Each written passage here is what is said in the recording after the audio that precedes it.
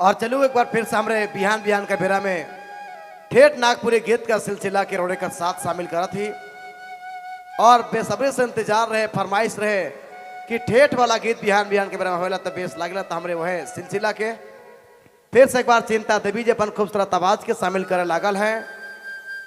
फिर से हमारे एंजॉय करे है, फिर से एक बार ठेठ नागपुरी गीत का मजा लेवे है और चिंता देवी जी के बाद फिर से कयूम अब्बास जी से आग्रह है फिर से रह तैयार अपन खूबसूरत आवाज कर संगे।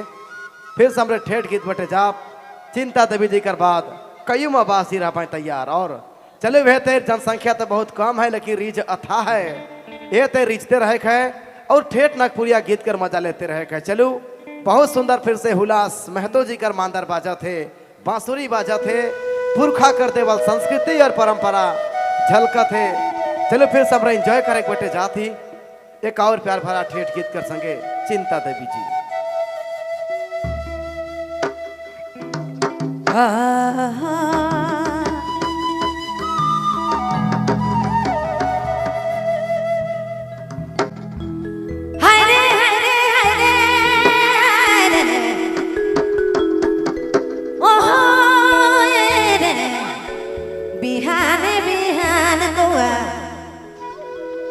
का भाषा बोलेला बिहान रे बिहान बिहान कुआ का भाषा बोलेला बिहान रे बिहान बिहान कुआ।